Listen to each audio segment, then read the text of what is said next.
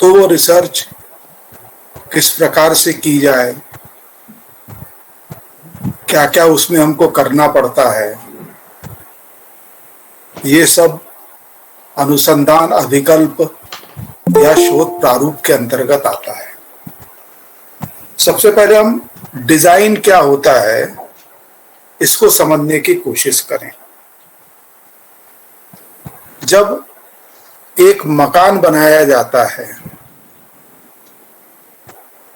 तो उस मकान को बनाने के लिए सबसे पहले हमको एक नक्शे की आवश्यकता होती है। नक्शे के अलावा उस मकान में कितनी खिड़कियां रहेंगी, कितनी अलमारियां रहेंगी, लॉफ्ट क्या रहेंगे, मकान एक मंजिला होगा कि मकान दो मंजिला होगा, उसमें बिजली की फिटिंग कैसे की जाएगी, नलों की फिटिंग कैसे की जाएगी, ड्रेनेज सिस्टम कैसे क्या होगा, इन सब के बारे में हम रेखा चित्रों द्वारा स्पष्ट करते हैं। अब यदि मकान बनाने के लिए अगर हमारे पास में वो डिजाइन नहीं होगा तो मकान तैयार नहीं हो सकता है। इसी प्रकार से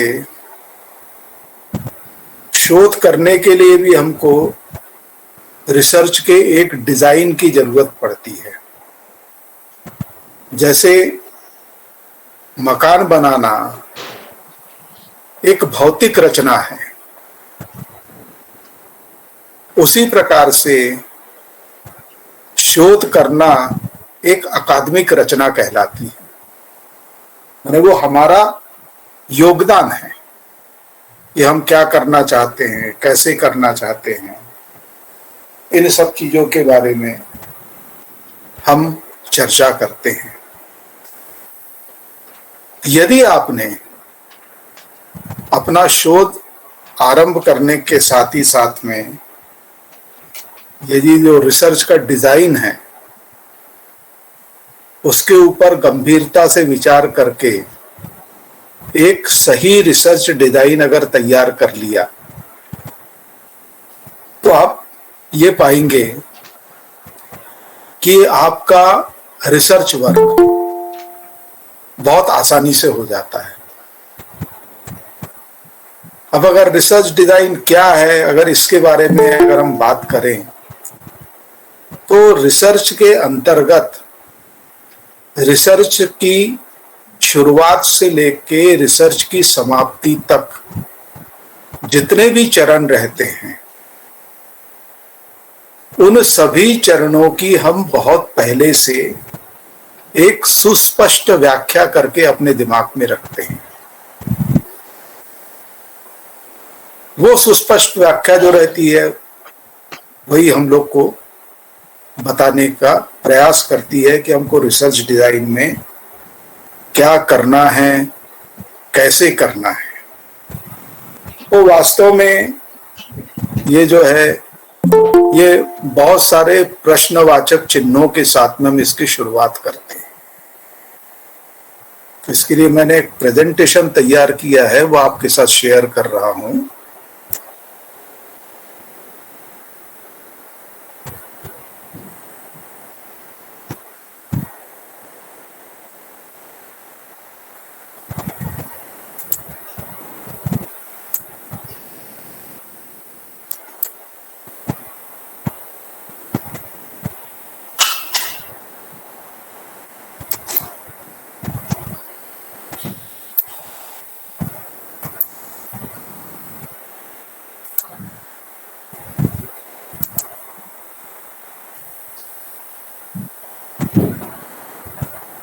थोड़ा 1 मिनट में शेयर कर लो इसको, उसके बाद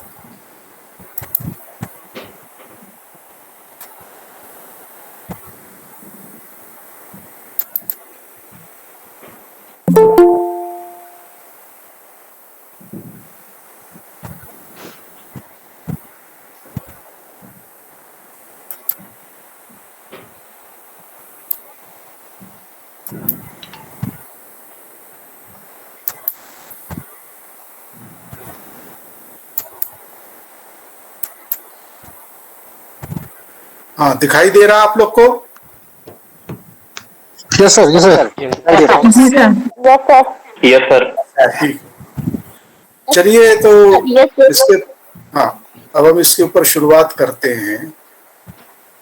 इसको मैंने थोड़ी परंपरागत रूप से हट के स्लाइड के द्वारा बनाने का प्रयास किया है। अब जैसे इसमें आप देख रहे होंगे कि independent variable, dependent variable, hypothesis, external validity, empirical pen, statistical conclusion validity, construct A, construct B, theoretical plane, इस तरीके की बहुत सारी चीजें दी हुई हैं। तो मोटे तौर पे ये सब चीजें जो हैं ये आपके इससे संबंधित हैं। अब ये वाले थोड़े डायग्राम थोड़े कॉम्प्लिकेटेड डायग्राम रहते हैं, तो इसको हम आगे आने वाले स्लाइड में इसको देखते चलेंगे कि किस तरीके से हम इन चीजों को समझ सकें।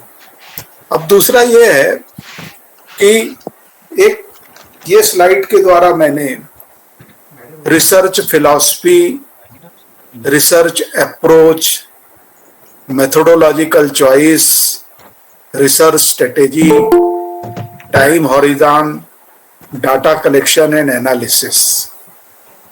अब इसमें जो सबसे डाटा कलेक्शन एंड एनालिसिस है, ये टाइम हॉरिजॉन माने किस तरीके से डाटा कलेक्शन होता है।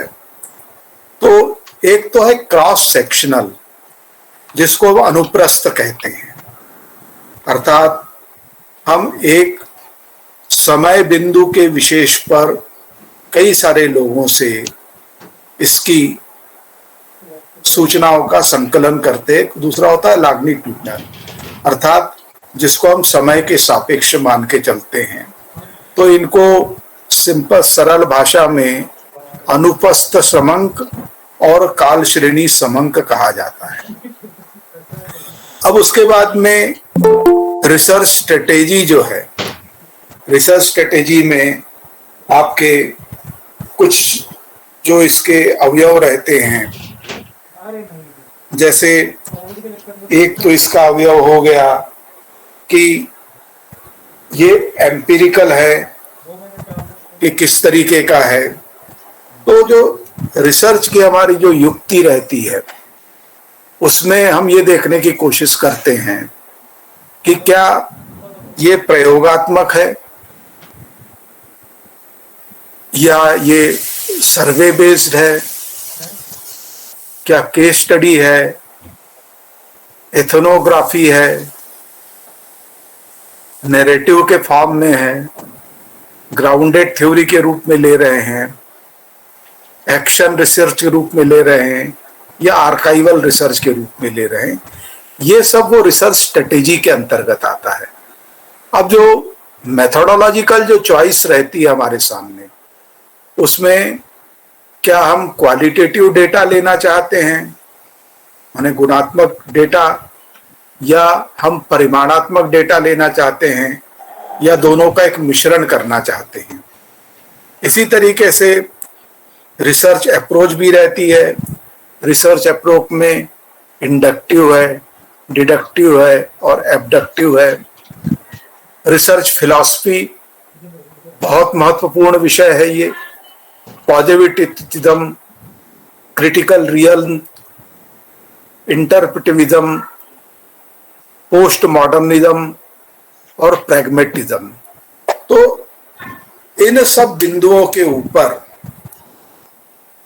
चाहे वो रिसर्च की फिलॉसफी हो, चाहे वो रिसर्च की अप्रोच हो, चाहे वो मेथोडोलॉजिकल चॉइस हो, या वो रिसर्च की स्ट्रेटेजी हो, या टाइम हॉरिजॉन हो, और डाटा कलेक्शन और एनालिसिस हो, इन सब बिंदुओं के ऊपर हमको इसमें ध्यान देने की आवश्यकता होती है। अब अनुसंधान समस्या को परिभाषित करने के कार्य के बाद आने वाली विकट समस्या अनुसंधान परियोजना का एक अभिकल्प तैयार करना है, जिसे लोकप्रिय रूप में अनुसंधान अभिकल्प के रूप में जाना जाता है। तो क्या मैंने स्पष्ट होता है इससे कि एक रिसर्च प्लान, जो समस्याएं रिसर्च प्लान को बनाने में आती हैं, उनके बारे में हमको एक रिसर्च डिजाइन तैयार करने की आवश्यकता होती है। एक शोध अभिकल्प या अनुसंधान अभिकल्प या रिसर्च डिजाइन समंक संग्रह और विश्लेषण के लिए शर्तों की व्यवस्था है, जिसका उद्देश्य प्रक्रिया में मितव्ययिता के साथ अनुसंधान उद्देश्य के लिए प्रासंगिकता को जोड़ना है। अर्थात समंक संग्रहण और विश्लेषण किस प्रकार से किया जाएगा, समंक संग्रह की हम कौन सी विधियां अपनाएंगे, समंक विश्लेषण की हम कौन सी विधियां अपनाएंगे, उनकी कंडीशन क्या क्या रहेगी, और साथ ही साथ में हम ये सब करना चाहते हैं, लेकिन वह पूरा का पूरा मितव्ययिता के साथ में करना चाहते हैं। अर्थात एक रिसर्च को करने वाली लागत हमारी कम से कम हो और कम से कम लागत में हम समंक संग्रह और उसका विश्लेषण किस प्रकार से किया जाता है, वह मूल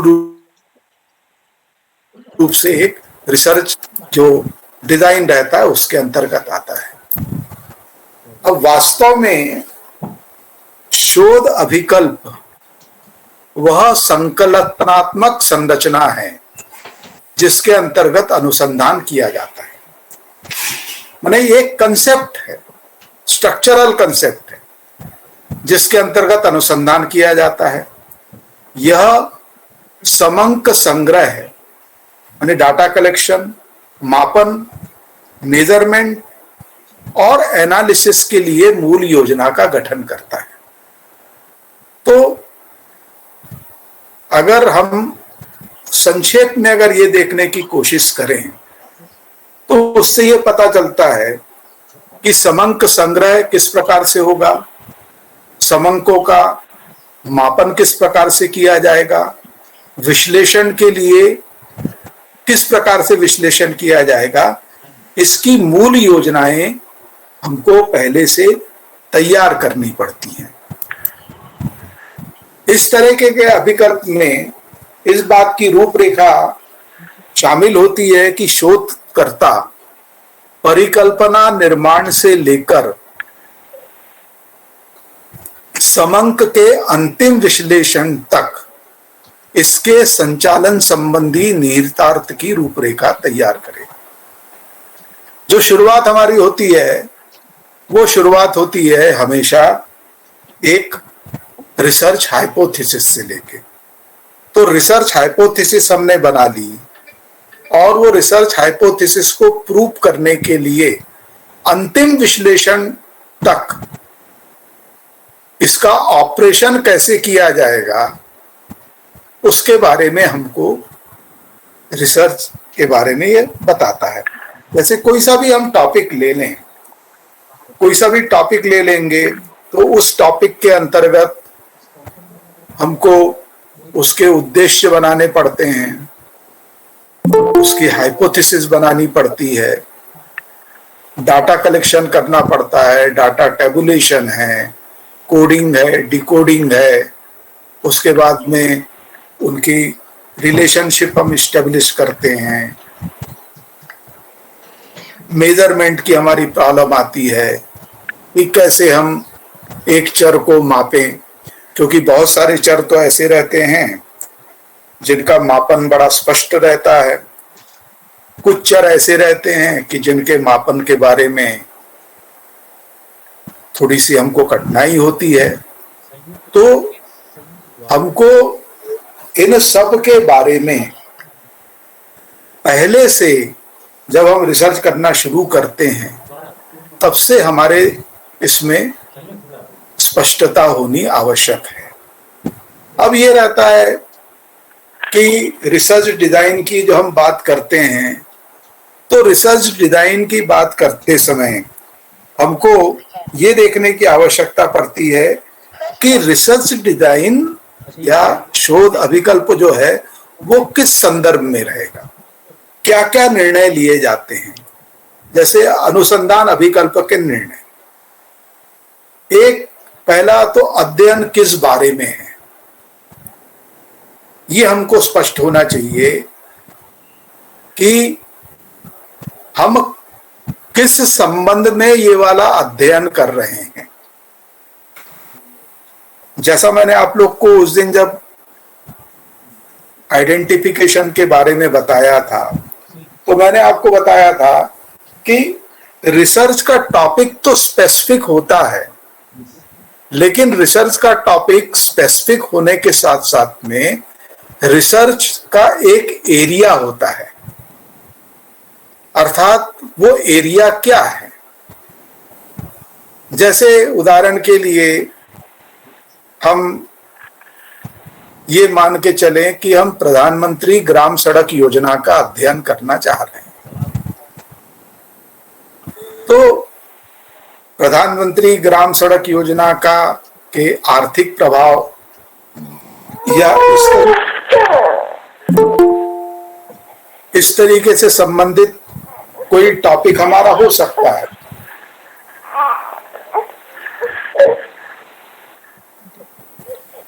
तो थोड़ा बाकी माइक म्यूट करिए आप लोग। तो ये एक अध्ययन किस बारे में है? ग्राम सड़क योजना का अध्ययन। पहला तो ये अध्ययन है इंफ्रास्ट्रक्चर के बारे में। अब अध्ययन क्यों किया जा रहा है? अध्ययन इसलिए किया जा रहा है कि यदि ग्रामीण क्षेत्रों में सड़कों का निर्माण होता है तो उन सड़कों का निर्माण होने से क्या क्या परिवर्तन होते हैं, उन परिवर्तनों का अध्ययन करने के लिए या उसका पता लगाने के लिए हम ये अध्ययन करते हैं। अब अध्ययन कहाँ किया जाएगा? अब चूंकि ग्राम सड़क योजना का अध्ययन है तो निश्चित रूप से हमको ग्रामीण क्षेत्र में ये अध्ययन करने की आवश्यकता पड़ेगी।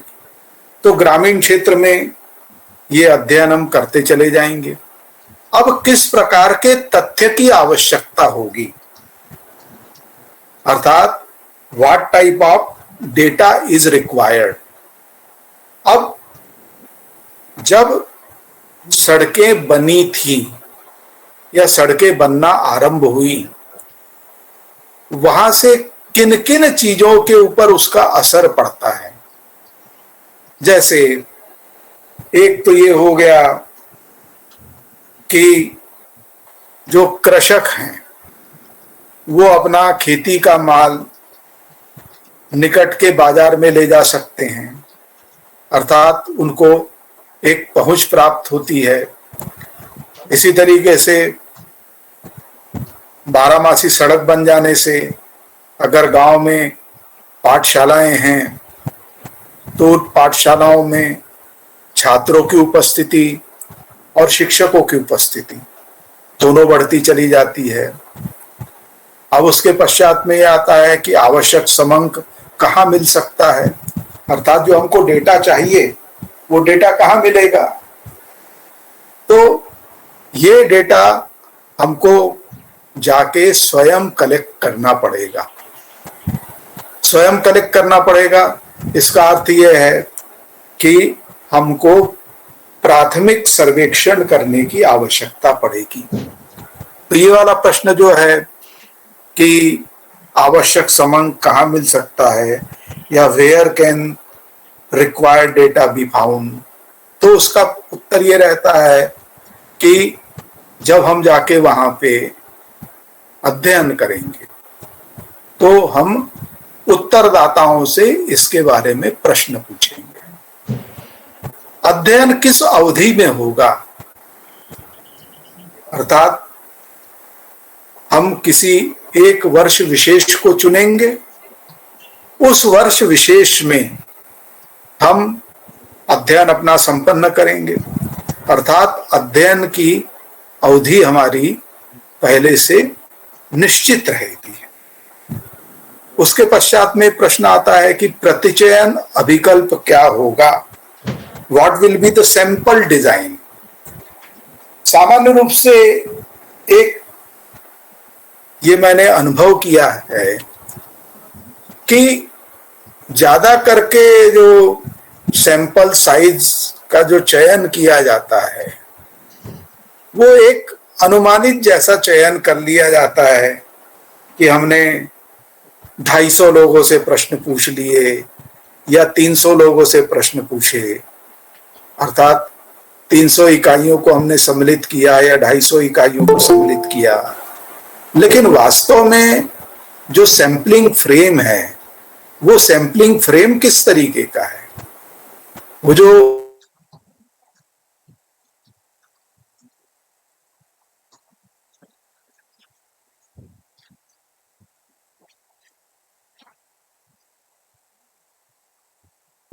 हम किसी एक मेथड या एक से अधिक मेथड का उपयोग यहाँ पे करते हैं। उसके पश्चात में आ जाता है समंक संग्रह की किन तकनीकों का उपयोग किया जाएगा। समंक संग्रह जैसे आपको मालूम है कि 2 तरीके के समंक होते हैं, प्राथमिक समंक भी होते हैं, द्वितीयक समंक भी होते हैं। द्वितीयक समंक माने अर्थात ये प्रकाशित समंक कहलाते हैं। तो विभिन्न प्रकार की जो एनुअल रिपोर्ट होती हैं उन एनुअल रिपोर्ट के द्वारा हम समंक संग्रह करने का प्रयास करते हैं। जो प्राथमिक समंक रहते हैं उसमें प्रश्नावली विधि का उपयोग करते हैं, अनुसूची का उपयोग करते हैं, बहुत सारे जो मार्केटिंग रिसर्च करने वाले हैं वो मेल इंटरव्यू भी करते हैं। अर्थात समंक संग्रहण करने की जितनी भी विधियां हमने जानी हैं उनमें से हम अपने अध्ययन के लिए किस विधि का उपयोग करेंगे, क्योंकि प्रत्येक विधि के साथ में उसके गुण और उसके दोष दोनों दिए हुए हैं। तो ऐसी स्थिति में उन गुण दोषों को ध्यान में रखते हुए समंक संग्रह के लिए हम अंततः एक विधि निश्चित करेंगे। उसके पश्चात में आता है समंक का विश्लेषण कैसे किया जाएगा। समंक के विश्लेषण की 2-3 विधियां हैं। एक तो सबसे पहले जब हम समंक एकत्र करते हैं तो उसके बाद में हम उन समंकों की सारणियां बनाते हैं, टेबल्स बनाते हैं। तो हम उन टेबल्स का उपयोग कर सकते हैं, उन टेबल को समझा के कर सकते हैं। हम कुछ ग्राफिकल प्रेजेंटेशन करते हैं, डायग्रामेटिक प्रेजेंटेशन करते हैं, उसके द्वारा भी हमको समंक के विश्लेषण के बारे में जानकारी मिलती है। इसके अतिरिक्त जो एम्पिरिकल रिसर्च होती है, जो आनुभाविक अध्ययन होते हैं, उन आनुभाविक अध्ययनों में हमको किसी न किसी प्रकार के सांख्यिकीय विधि का उपयोग करना पड़ता है। जैसे आप सेंट्रल टेंडेंसी का उपयोग कर सकते हैं, अर्थात माध्य रूप में आप क्या बता सकते हैं एक समस्या के बारे में। इसके अतिरिक्त हम विचरण का उपयोग कर सकते हैं, क्योंकि एक चर में जितना महत्वपूर्ण उसका माध्य मूल्य है, उतना ही महत्वपूर्ण उसका विचरण होता है। उसके अलावा फिर अन्य विधियां हैं, जैसे प्रतीकगमन विश्लेषण विधि है, कोरिलेशन है, एसोसिएशन ऑफ एट्रीब्यूट्स है, एनालिसिस ऑफ वेरिएंस है, काई स्क्वायर है। ऐसी ढेर सारी स्टैटिस्टिकल टेक्निक उपयोग में हम लाते हैं। तो कौन सी टेक्निक हम प्रयोग में लेके आएंगे, क्योंकि क्या है कि जैसे ये इसके पहले के जो हमने प्रश्न इनमें उत्तर देखे, तो उसमें ये आया कि अध्ययन क्यों किया जा रहा है, तो अध्ययन के कुछ उद्देश्य हैं। अब किस उद्देश्य को प्राप्त करने के लिए हम कौन सी मेथड का उपयोग करेंगे, ये यदि पहले से मालूम हो तो हमारी एनालिसिस बहुत अच्छे से होती है। उसके बाद में आता है रिपोर्ट किस अंदाज में तैयार होगी। अलग अलग पैटर्न है रिपोर्ट तैयार करने के। पीएचडी थीसिस का रिपोर्टिंग थोड़ी अलग प्रकार से होती है। रिसर्च प्रोजेक्ट जब बनाए जाते हैं तो रिसर्च प्रोजेक्ट को हम थोड़े अलग रूप में प्रस्तुत करते हैं। तो हमको ये तय करना पड़ता है कि यह अंततोगत्वा किस रूप में ये तैयार होगा। अर्थात अनुसंधान अभिकल्प के निर्णय में यदि हम विभिन्न प्रकार के इन प्रश्नवाचक चिन्ह जो हमने अध्ययन के साथ में जोड़े, अगर इसका हम ठीक ठीक उत्तर अगर दे सकते हैं तो ये समझ लीजिए हमारे अनुसंधान अभिकल्प निर्णयों का कार्य आसान हो जाता है। अब ये अनुसंधान अभिकल्प के भाग, प्रतिचयन अभिकल्प, अर्थात आपका सैंपलिंग डिजाइन क्या होगा। सैंपलिंग डिजाइन के अंतर्गत अर्थ रहता है कि जो भी हमको अध्ययन करना है, उस अध्ययन हेतु आवश्यक इकाइयों का चयन किस प्रकार से किया जाएगा, यह हमको प्रतिचयन अभिकल्प से पता चलता है। दूसरा है ऑब्जर्वेशनल डिजाइन या अवलोकन अभिकल्प। अवलोकन अभिकल्प से आशय रहता है कि उन दशाओं का उल्लेख करना और उन दशाओं को स्पष्ट करना जिसके अंतर्गत अवलोकन किए जाएंगे, अर्थात किस प्रकार से अवलोकन किए जाएंगे, वो हमको इस अवलोकन अभिकल्प के उससे पता चलता है। उसके बाद आ जाता है स्टैटिस्टिकल डिजाइन। कितने हम आइटम सेलेक्ट करना चाहते हैं, ठीक है, किस प्रकार की हमको इंफॉर्मेशन की जरूरत होगी, वो जब इंफॉर्मेशन हम गैदर कर लेंगे, जब सूचनाएं हम एकत्र कर लेंगे, तो हम उसकी एनालिसिस कैसे करेंगे। जैसे आपने मान लीजिए 4 या 5 ऑब्जेक्टिव बनाए हैं, प्राइमरी सर्वे कर रहे हैं, तो एक एक ऑब्जेक्टिव के लिए कम से कम 20-20, 25-25 प्रश्न तैयार करिए।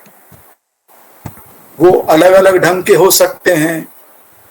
कुछ प्रश्न बहुविकल्पीय पद्धति के होंगे, कुछ प्रश्न जो रहेंगे वो यस या नो वाले होंगे, कुछ प्रश्नों में हमको एक स्केल देना पड़ेगा, लिकर्ट स्केल जिसको हम कहते हैं, तो जिनके द्वारा हम सूचनाएं एकत्र करते हैं। तो कितने सूचनाओं की आवश्यकता है। जो मैंने पहले सैंपलिंग डिजाइन की बात की, तो सैंपलिंग डिजाइन के अंतर्गत वो सैंपल साइज क्या रहेगा और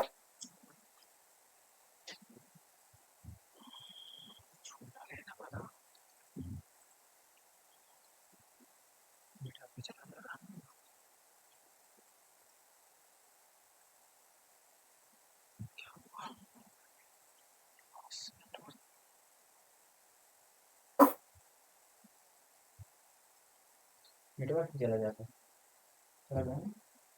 चल रहा है, बता दो। ऑपरेशनल डिजाइन में एक हमारी जो हमने अभी ये 3 सैंपलिंग, ऑब्जर्वेशन और स्टैटिस्टिकल इस डिजाइन की जो बात की है, इन डिजाइन की प्रोसीजर क्या रहेगी, माने प्रक्रिया क्या रहेगी, किस प्रकार से ये पूरे के पूरे अभिकल्प चलेंगे या इनका हम उपयोग करते चलेंगे, वो सब हमारा परिचालन अभिकल्प के अंतर्गत आता है।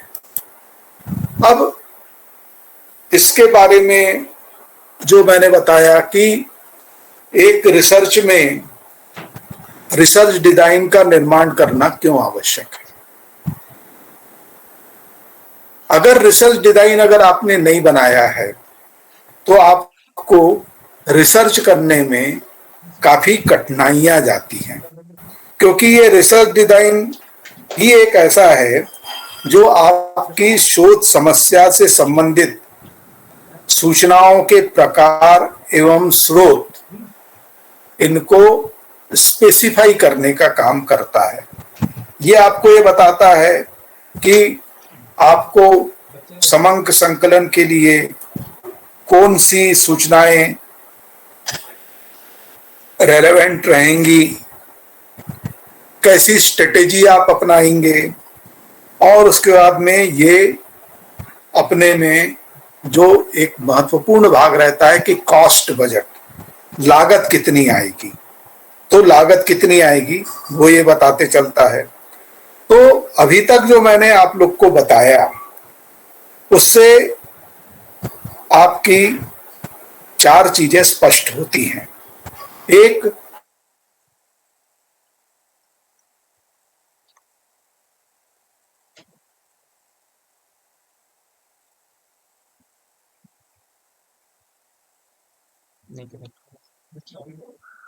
करने की प्रक्रिया और तकनीक क्या होगी ये मालूम होना चाहिए। तीसरा कि जनसंख्या या समग्र के बारे में आपके पास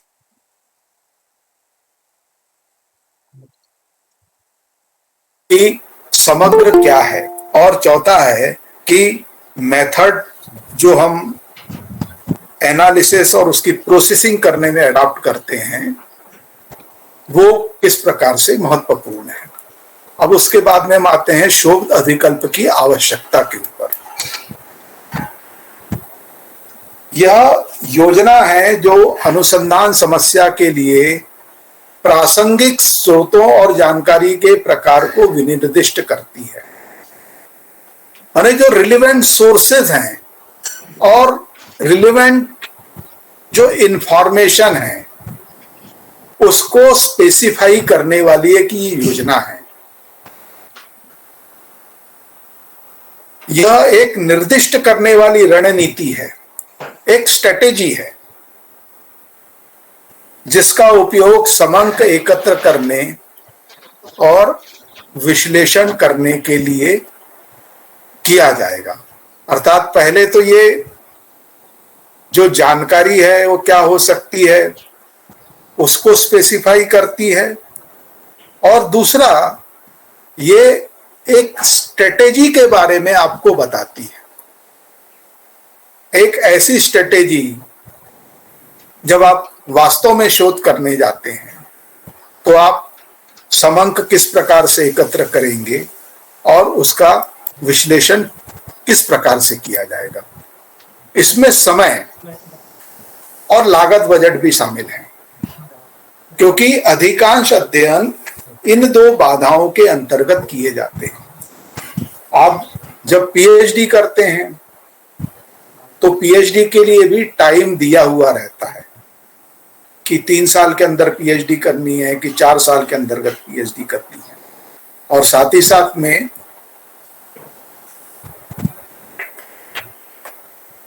इसके बजट का भी आपको ध्यान रखना पड़ता है, क्योंकि अभी जैसे बहुत सारी चीजें जैसे जैसे हम आगे बढ़ते चले जाएंगे वैसे वैसे आपको पता चलता चला जाएगा कि क्या क्या एक्टिविटी हमको करनी पड़ती हैं, और इन एक्टिविटीज में लागत भी शामिल होती चली जाती है।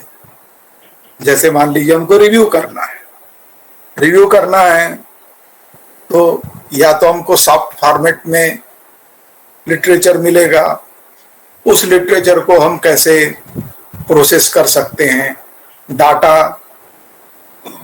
अगर सेकेंडरी डेटा हैं तो सेकेंडरी डेटा हमको कहाँ से मिलेंगे, क्या वो डेटा हमको के लिए हमको कुछ पे करना पड़ेगा या वो हमको फ्री में मिलते हैं। क्योंकि अब आजकल बहुत सारी ऐसी एजेंसीज आ गई हैं जो आपको पेड फॉर्मेट में डाटा अवेलेबल कराती हैं, क्योंकि उन्होंने वो डेटा जो है वो बहुत सारे जगहों से एकत्र किए हुए रहते हैं। तो अपनी लागत निकालने के लिए वो इस तरीके के डेटा हमको उपलब्ध कराती हैं। साथ ही साथ में जब हम प्राइमरी सर्वे करते हैं तो प्राइमरी सर्वे करते समय भी हमको उसमें भी लागत आती है। तो विभिन्न प्रकार की गतिविधियों में हम कितना समय किसके लिए देंगे, डाटा हम एकत्र करना है, समंक एकत्र करना है, तो समंक एकत्र करने में हमको कितना समय देना चाहिए। अगर हमको रिव्यू ऑफ लिटरेचर करना है तो रिव्यू ऑफ लिटरेचर में हमको कितना समय देना चाहिए, हमको प्रॉब्लम स्टेटमेंट तैयार करने में कितना समय देना चाहिए। इसी प्रकार से जो डेटा की एनालिसिस होगी वो डेटा की एनालिसिस में हम कितना समय देंगे, फिर प्रिलिमिनरी ड्राफ्ट रिसर्च का हम कितने समय में तैयार करेंगे, उसके रेक्टिफिकेशन और उसके लिए हम कितना समय देंगे। ये तमाम चीजें जो रहती हैं वो इसके अंतर्गत शामिल रहती, क्योंकि समय और लागत ये दो प्रतिबंध हैं, कंडीशंस हैं, इनके अंतर्गत ही आपको रिसर्च करने की आवश्यकता पड़ती है। अब अनुसंधान अभिकल्प की आवश्यकता है क्योंकि यह विभिन्न अनुसंधान कार्यों का सुचारू संचालन सुविधा प्रदान करता है। अनुसंधान अभिकल्प में एक योजना रहती है, उस योजना के अंतर्गत हम पूरे के पूरे जो उसके एस्पेक्ट रहते हैं, जो उसके कंपोनेंट रहते हैं, उन कंपोनेंट के बारे में हम डिस्कस करते रहते हैं। उन कंपोनेंट को, उसके जो डिफरेंट स्टेप्स रहते हैं उसको हम फॉलो करते हैं। तो जो विभिन्न एक्टिविटीज हैं उनका जो सीक्वेंस है वो हमको पहले से हम फॉर्मुलेट करके रख चुके होते हैं। जैसे अभी मैंने आपको प्रधानमंत्री ग्राम सड़क योजना की बात बताई, तो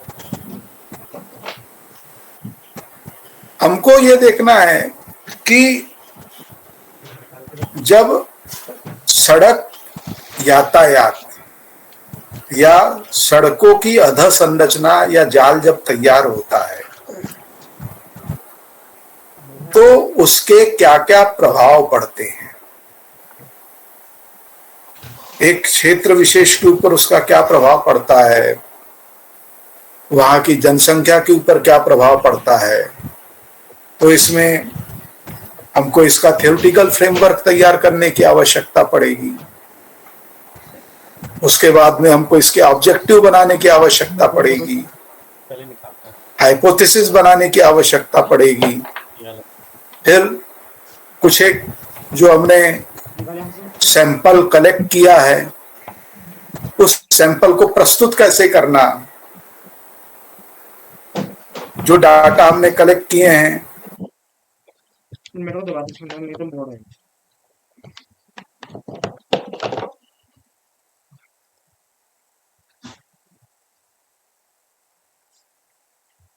कार्यों का सुचारू संचालन सुविधा प्रदान करता है,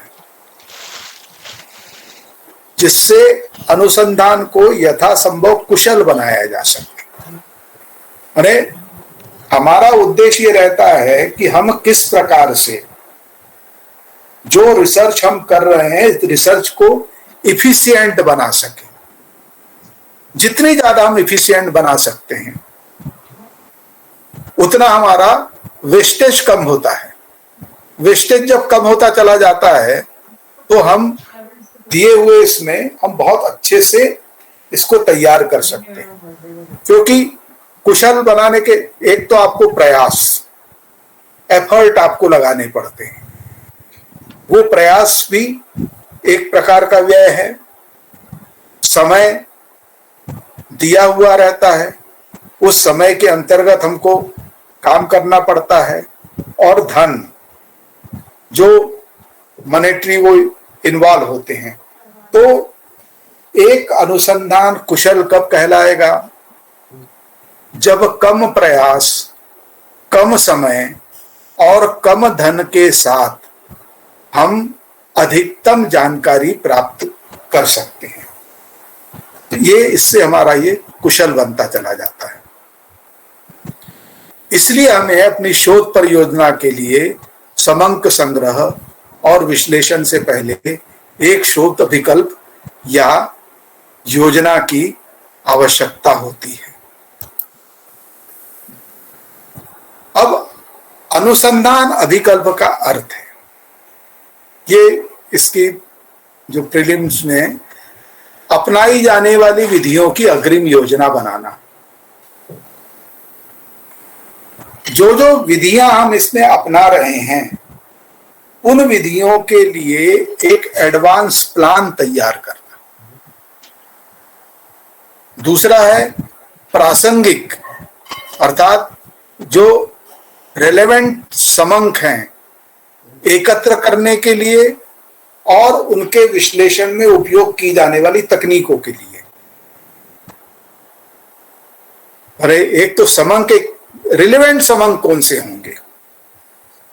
जैसे जब हम ये देखते हैं कि कोई भी अध्ययन करते हैं, तो अध्ययन करते समय कई बार हमको ध्यान में ये आता है कि ये वाला एस्पेक्ट तो इसमें एकत्र ही नहीं किया गया है। ऐसा इसलिए होता है कि पहले से हमने प्लान नहीं किया हुआ होता है। क्योंकि जितने भी अगर प्राइमरी सर्वे अगर हमको करना है, तो जितने भी हमको समंक एकत्र करने हैं, वो क्वेश्चनायर या शेड्यूल बनने के पहले ही हम उसको डिसाइड कर सकते हैं। एक बार क्वेश्चनायर या शेड्यूल बन जाए और अगर पायलट सर्वे हो जाता है और क्वेश्चनायर अगर फाइनल हो गई, तो उसके बाद हम कोई सा भी समंक उसमें ऐड नहीं कर सकते, अर्थात वो रिजिड हो जाता है। इसलिए प्रासंगिक समंक, उनके विश्लेषण में उपयोग किए जाने वाली तकनीकों के लिए, अनुसंधानों के उद्देश्यों, समय, धन और कर्मचारियों की उपलब्धता को ध्यान में रखते हुए, यहाँ पे कर्मचारियों की उपलब्धता, हम स्वयं भी जाके डेटा कलेक्ट कर सकते हैं या हम एन्यूमरेटर्स रख सकते हैं, अर्थात जो हमारे लिए फील्ड में जाके समंक एकत्र करके लाए।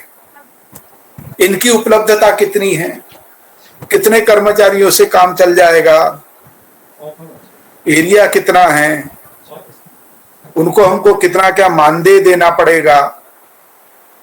तो इसमें सभी प्रकार के ये शामिल होते चलते हैं। इसलिए शोध अभिकल्प की तैयारी बहुत सावधानी से की जानी चाहिए, क्योंकि इसमें कोई त्रुटि पूरे प्रोजेक्ट को खराब कर सकती है। अगर आपने रिसर्च डिजाइन बहुत अच्छे से तैयार कर लिया, तो आपकी बहुत सारी समस्याएं सॉल्व हो जाती हैं।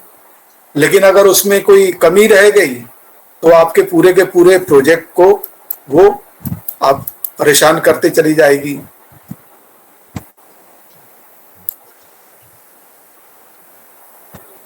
क्योंकि शोध अभिकल्प वास्तव में प्राप्त परिणामों की विश्वसनीयता पर बहुत प्रभाव डालता है। जो रिलायबिलिटी है, रिजल्ट की रिलायबिलिटी, और इसी प्रकार से शोध कार्य के संपूर्ण भवन की दृढ़ नींव का निर्माण होता है। ये एक प्रकार का फाउंडेशन तैयार करता है।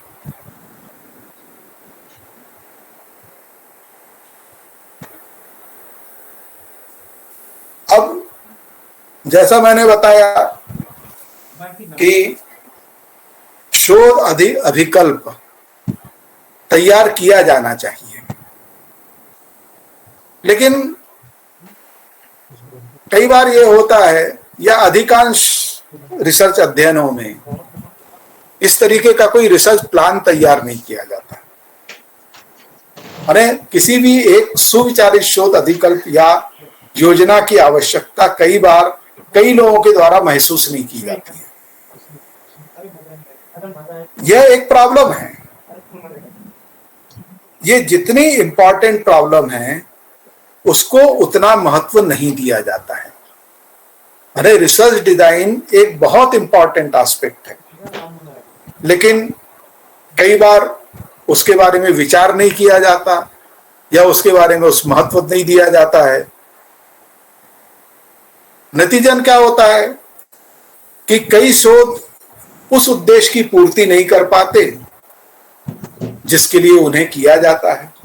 अर्थात जो पर्पज हमारा है, जो उद्देश्य हमने चुना है, उस उद्देश्य की पूर्ति वो नहीं कर पाते हैं और वास्तव में वे भ्रामक निष्कर्ष भी दे सकते हैं।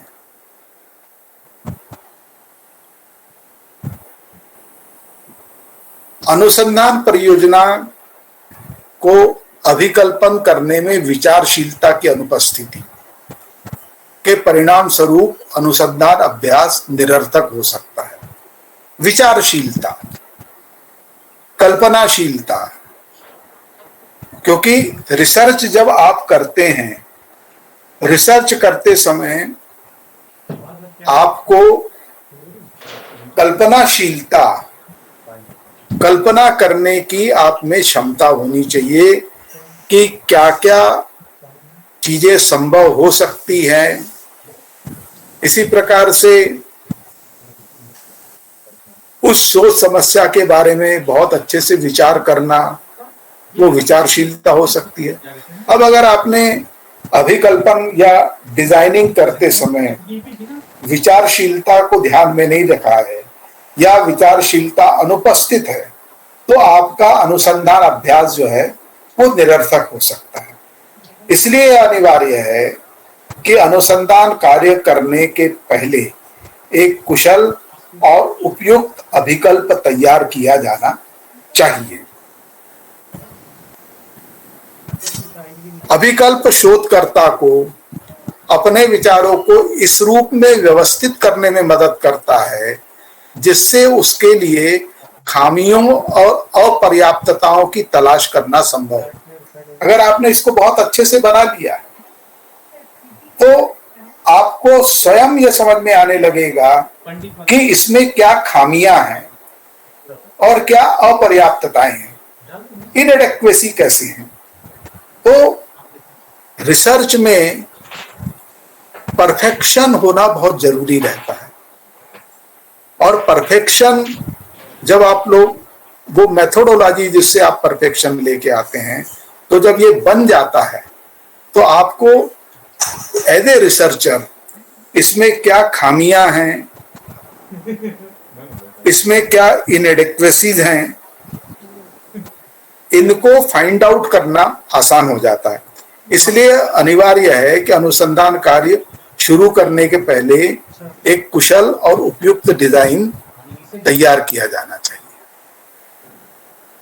अब आपने डिजाइन तैयार कर लिया, एक टेंटेटिव डिजाइन आपने तैयार किया, और ये टेंटेटिव डिजाइन तैयार करने के पश्चात में आप अपना रिसर्च डिजाइन दूसरों को उनकी टिप्पणियों और उनके आलोचनात्मक मूल्यांकन के लिए भी दे सकते हैं। जब आप ऐसा करेंगे तो आपको ये पता चलेगा कि एक एक्सपर्ट उस रिसर्च डिजाइन को देखने के पश्चात में उस स्थिति में है कि वो उसके ऊपर कुछ आपको नोट्स प्रोवाइड कर सकता है और साथ ही साथ में उसमें जो गलतियां हैं उसका वो क्रिटिकल इवैल्यूएशन भी दे सकता है आपको। लेकिन यदि मान लीजिए आपने रिसर्च डिजाइन तैयार नहीं किया है तो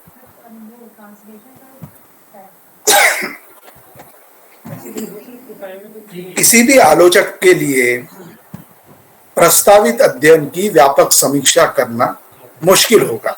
अर्थात आप हमेशा ये मान के चलिए कि एक रिसर्च डिजाइन तैयार करें और रिसर्च डिजाइन तैयार करने के पश्चात में आप इसको दूसरे जो एक्सपर्ट रहते हैं उन एक्सपर्ट को इसके बारे में बताएं। अब हम चर्चा करेंगे एक अच्छे अभिकल्प की विशेषताओं की।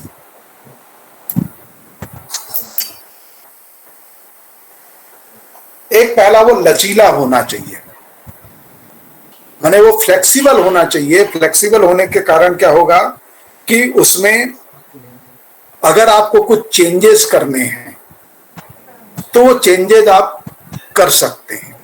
दूसरा वो उचित या उपयुक्त होना चाहिए। जो मेथड जिस अध्ययन की हम कल्पना कर रहे हैं उस अध्ययन की कल्पना के लिए वो दक्ष होना, उचित होना चाहिए, वो कुशल होना चाहिए, इफिशिएंट होना चाहिए, वो किफायती होना चाहिए और इसी तरीके की अन्य विशेषताएं भी इसके अंतर्गत होनी चाहिए। वह अभिकल्प जो अभिनीति को कम करता है।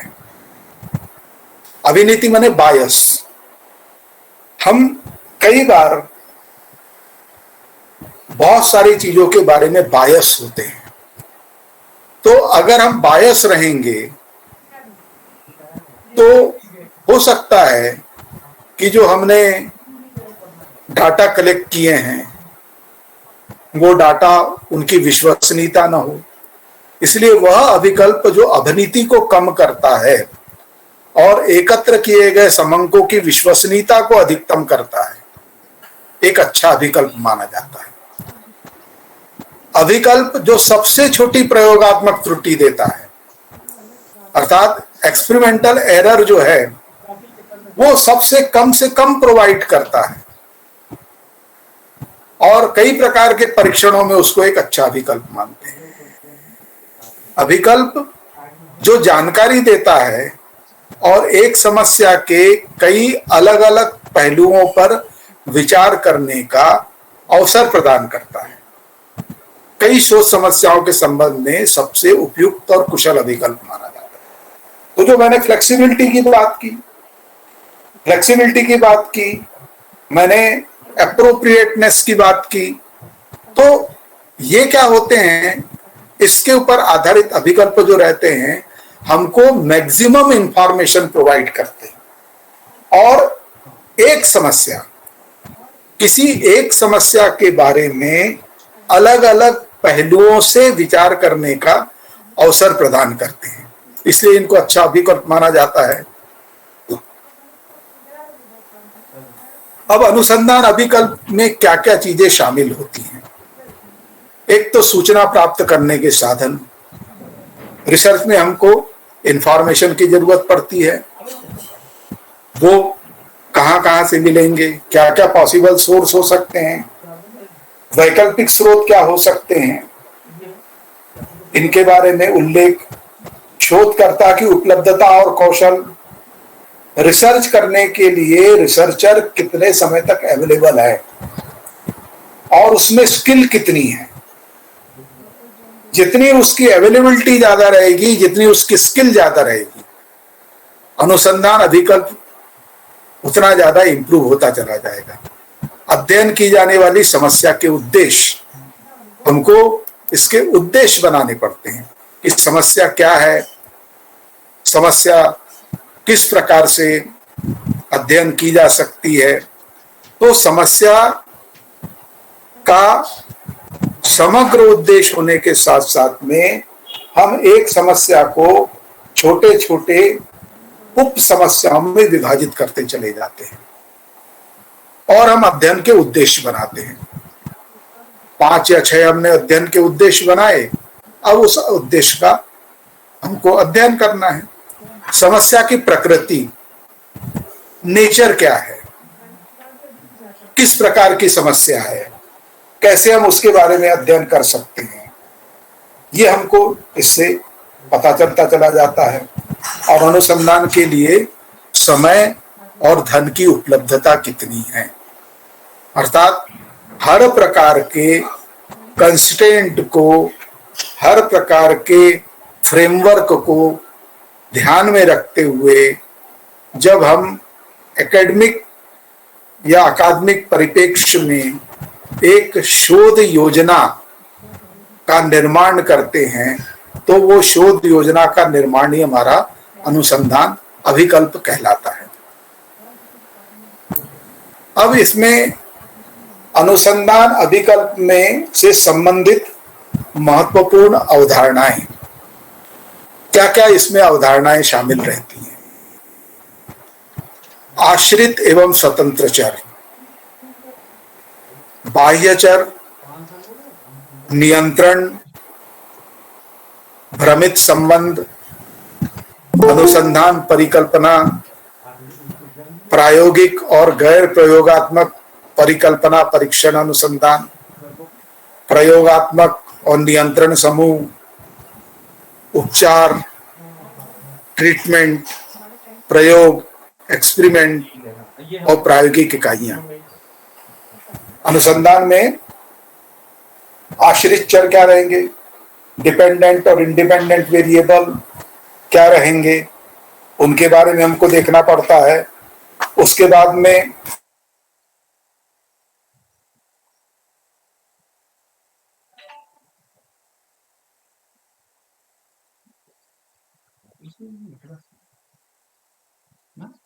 Research, hypothesis, experimental and non experimental hypothesis testing research, experimental control groups, treatments, experiment and experimental unit. अब इनको, ये जितने हमने ये अवधारणाएं हैं, इन अवधारणाओं को मैंने कुछ सरल चित्रों के द्वारा आप लोग को बताने का प्रयास किया है। अब जैसे आश्रित और स्वतंत्र चर, independent variable, variable that is change. Independent variable कौन सा वाला है, वह वेरिएबल जो परिवर्तित होता है। और डिपेंडेंट वेरिएबल क्या है, variable affected by the change, अर्थात जो परिवर्तन के कारण प्रभावित होता है। अब यहाँ पे independent variable amount of water, ये 3 गमले रखे हुए हैं, इन 3 गमलों के ऊपर कुछ पानी की बूंदें दिख रही होंगी आपको, ठीक है। अब इनमें से उसके बगल वाले गमले वही हैं जिनके ऊपर ये पानी की बूंदें आके पड़ी। तो size of plant, number of leaves living और डेड। अब देखिए कि जो ये यहाँ पे जो मझौले आकार का जो पानी का बिंदु है, वो यहाँ पे सबसे अधिक पत्तियां बता रहा है, और सबसे बड़ा जो पानी का ड्रॉप है वो यहाँ पे देखते हैं कि यहाँ पे ये पत्ती खत्म हो चुकी है, और जो छोटा ड्रॉप है उसमें आपको 2 पत्तियां दिख रही हैं। अर्थात ये पत्तियों की जो ग्रोथ हुई, ये एक निर्भर चर हो गया, पानी की मात्रा स्वतंत्र चर हो गया, ठीक है। उसके बाद में हम आते हैं बाह्य चर के ऊपर। Example of causal relationship variable, income और पॉवर्टी। इनकम क्या है, कॉज है, एजम्पशन, इंडिपेंडेंट वेरिएबल है। पॉवर्टी कॉन्सिक्वेंसेस है, ये भी इसकी एजम्पशन हमको बनानी पड़ती है, डिपेंडेंट वेरिएबल है।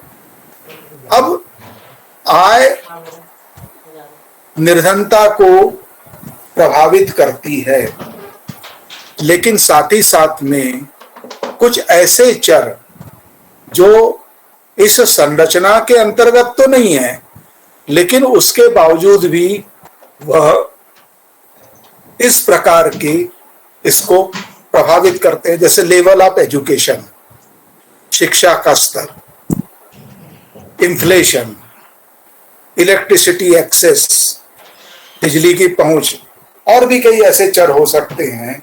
तो ये एक्सटेनियस वेरिएबल्स जो हैं, ये एक्सटेनियस वेरिएबल्स ये बाह्य चर कहलाते हैं, अर्थात ये सीधे सीधे प्रभावित न करके बाह्य रूप में इसको प्रभावित करते हैं। उसके बाद में तीसरा हमने लिया रहा कंट्रोल वेरिएबल। अब कंट्रोल वेरिएबल में हम एक नियंत्रित रूप में, अब यहाँ पे देखिए दोनों जगह पे हमने गार्डन सॉइल रखी है। Does red light affect plant growth? क्या लाल रोशनी पौधों की के विकास को प्रभावित करती है? इंडिपेंडेंट वेरिएबल क्या है? लाइट कलर, अर्थात जो लाइट है या बिजली उसका कलर। डिपेंडेंट वेरिएबल है प्लांट हाइट। अब इनमें कंट्रोल वेरिएबल कौन कौन से हैं? Water, soil, temperature, day and night time. तो इन चरों को, कंट्रोल चरों को हम नियंत्रित करते चलते हैं। इसकी मात्रा, कहीं पानी की मात्रा बढ़ेगी, कहीं पानी की कम रहेगी। सॉइल की, कहीं ज्यादा गुणवत्तापूर्ण सॉइल डालेंगे, कहीं नहीं डालेंगे। कहीं टेम्परेचर ज्यादा रहेगा, कहीं कम रहेगा। कहीं डे टाइम में हम इसको एक्सपेरिमेंट करेंगे, कहीं इसको नाइट में एक्सपेरिमेंट करेंगे। तो इस प्रकार से करके ये कंट्रोल वेरिएबल्स रहते हैं जो इनको प्रभावित करते हैं। तो इसको इसलिए नियंत्रण कहा जाता है। अब उसके बाद में भ्रमित संबंध, इसको कहते हैं कंफाउंडेड रिलेशनशिप। अब इसमें independent variable caffeine influence dependent variable. अब ये डिपेंडेंट वेरिएबल क्या है? इंडिपेंडेंट वेरिएबल इंफ्लुएंस कर रहा है डिपेंडेंट वेरिएबल को। डिपेंडेंट वेरिएबल 3 है, time of the day, T oblique coffee और नॉइस, अदर वेरिएबल। तो अब नंबर ऑफ वर्ड्स रिकॉल्ड, कितने वर्ड रिकॉल कर पा रहे हैं। तो इनमें क्या हो जाएगा कि कुछ जगह भ्रमित स्थिति निर्माण होगी। तो इसलिए इस प्रकार के संबंधों को हम भ्रमित संबंध कहते हैं। अब अनुसंधान परिकल्पना, हाइपोथेसिस एक बहुत महत्वपूर्ण भाग है। अगर आप हाइपोथेसिस बहुत अच्छे ढंग से बनाना सीख लेते हैं, हाइपोथेसिस को अप्लाई करना सीख लेते हैं। अब क्या है? ट्रेनिंग प्रोग्राम और एटीट्यूड टुवर्ड्स यूजिंग टेक्नोलॉजी, माने किस प्रकार से तकनीक का उपयोग करते हैं। तो इसमें एक नल हाइपोथेसिस क्या बनाई हुई है? Training programmes is not effective in enhancing attitude towards using technology. अर्थात जो प्रशिक्षण कार्यक्रम रहते हैं, प्रशिक्षण कार्यक्रमों के द्वारा तकनीक का उपयोग करने के संदर्भ में वो बहुत अधिक प्रभावी नहीं है। इसकी अल्टरनेट हाइपोथेसिस क्या है? Training programme is effective in enhancing attitude towards using technology. तो इस तरीके से हाइपोथेसिस बनती हैं। पहली वाली हाइपोथेसिस जो रहती है इसको हम नल हाइपोथेसिस कहते हैं, और दूसरी वाली हाइपोथेसिस को हम अल्टरनेट हाइपोथेसिस कहते हैं।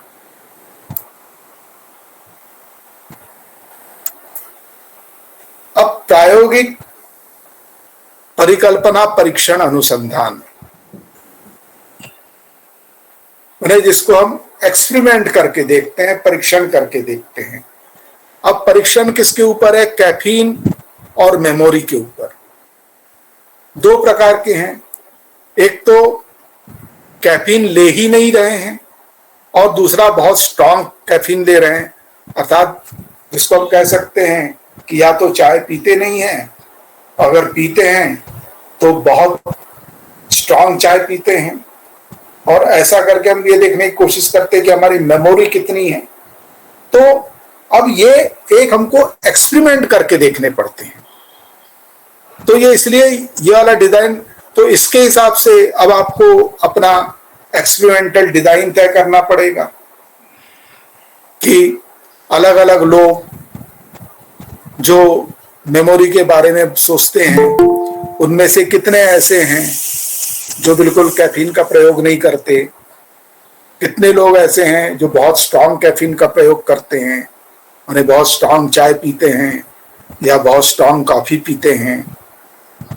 तो ऐसा करके उनको लगता है कि वो बहुत अच्छे ढंग से अपनी मेमोरी के बारे में बता पा रहे हैं। करेक्टरिस्ट गैर प्रयोगात्मक परिकल्पना परीक्षण या अनुसंधान, ये जितने भी केस हैं, अब जैसे क्या है, based on event that occurred previously and analyse later, कोई घटना जो बहुत पहले हो चुकी है उस घटना के बारे में अपन देख रहे हैं अभी, तो ये भी एक प्रकार का नॉन प्रयोगात्मक है। Controlled experiments are not perform because of ethics और मॉरलिटी, बहुत सारे ऐसे कंट्रोल एक्सपेरिमेंट हैं जिनको हम एथिक्स या मॉरलिटी के कारण हम नहीं कर पाते हैं। द सैंपल और participants already exist and they develop in their environment. The researcher doesn't intervene directly in the environment of the sample. तो ये जितने भी प्रकार हैं, ये प्रकार पूरे के पूरे नॉन एक्सपेरिमेंटल रिसर्च के प्रकार हैं। अब उसके बाद में प्रयोगात्मक और नियंत्रण समूह। अब यहाँ पे देखिए कि यहाँ पे दोनों जगह बिल्कुल समान संख्या में हम लोगों ने लिया है, लेकिन ये कंट्रोल्ड समूह एक सिस्टमेटिक है, इसमें किसी प्रकार का कोई विचलन हमको दिखाई नहीं देता है। और दूसरे तरफ हमारा ये एक्सपेरिमेंटल ग्रुप है, एक्सपेरिमेंटल ग्रुप में विचलन बहुत अधिक हमको दिखाई देता है, अर्थात इन दोनों के बीच में ये अंतर रहता है कि प्रयोगात्मक समूह में हमेशा बहुत अधिक विचलन को हम अलाउ करते हैं और इसमें हम नहीं कर पाते हैं।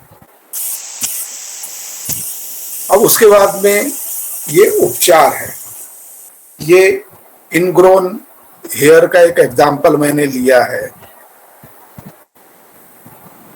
तो अब यहाँ पे ये जो, जैसे आप बहुत सारे टीवी के एग्जाम्पल देखते होंगे, बहुत सारे समाचार पत्रों में एग्जाम्पल आते हैं कि उनका वाला जो तेल लगाइए और आपके सिर के ऊपर से जो झड़ने वाले बाल हैं वो कम हो जाएंगे।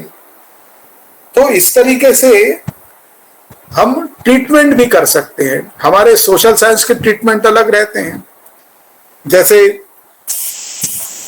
प्राइमरी स्कूलों में कुछ बच्चे ऐसे रहते हैं जिनको चीजें बड़े जल्दी समझ में आ जाती हैं, कुछ ऐसे रहते हैं जिनको चीजें समझ में आने में मुश्किल रहती है। तो इनको हम कह देते हैं कि थोड़े ये बुद्धि से कमजोर हैं।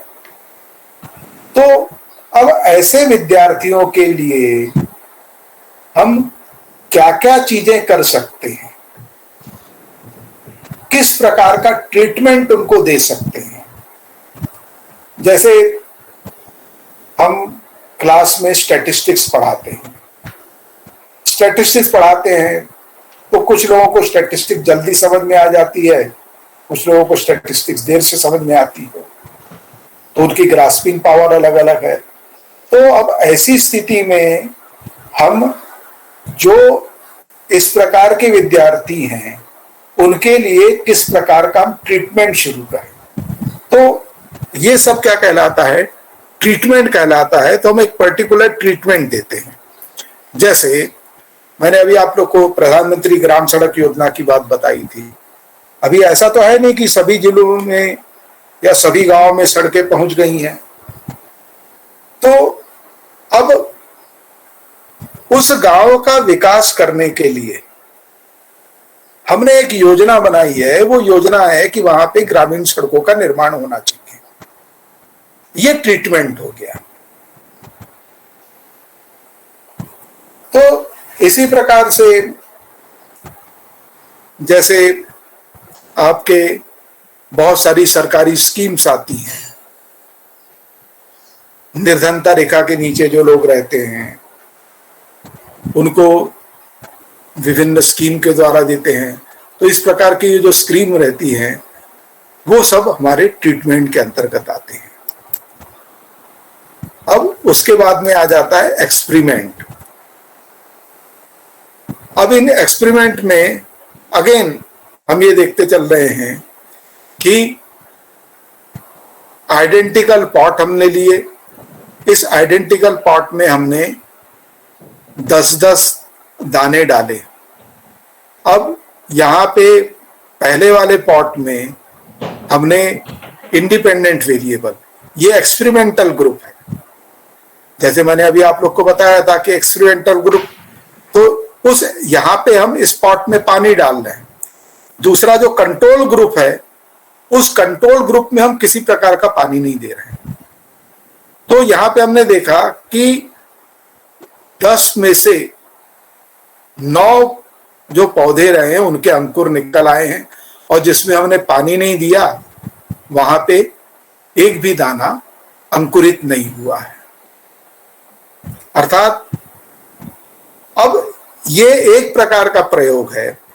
ऐसे कई प्रकार के प्रयोग हम करते जा सकते हैं। अब उसके बाद में आ गई प्रायोगिक इकाइयां। ये जो पोर्शन है ये पूरा का पूरा आपका पॉपुलेशन का पोर्शन है। इस पॉपुलेशन के पोर्शन में से हमने इकाइयां छांट के यहाँ पे ली हैं। तो इस प्रकार से इकाइयां ली हैं कि यहाँ पे देखिए 6 ये आपके ब्लू फेसेस हैं। इनमें से 1/3 अर्थात हमने 2 चुने, उसके बाद में 3 में से 1/3, फिर ये 1 चुना, और 1, 2, 3, इन 3 में से 1/3 अर्थात 1 चुना। इस प्रकार से 4 हमारा सैंपल साइज तैयार हो गया, और ये हमारी प्रायोगिक इकाइयां होगी। अब हम प्रयोग जो करेंगे वो पूरे इनके ऊपर हम प्रयोग नहीं करेंगे, बल्कि हम प्रयोग करेंगे अपनी प्रायोगिक इकाइयों के ऊपर। ठीक है, तो ये अभी मैंने आप लोग को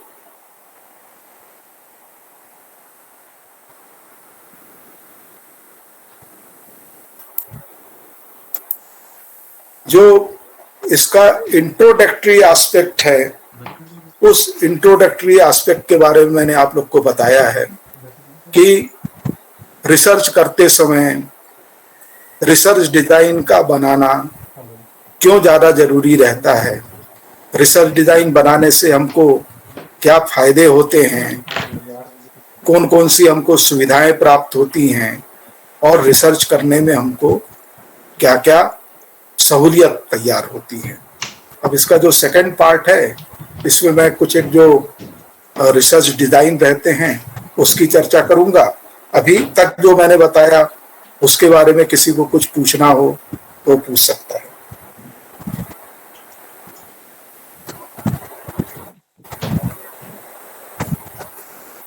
सर प्रणाम।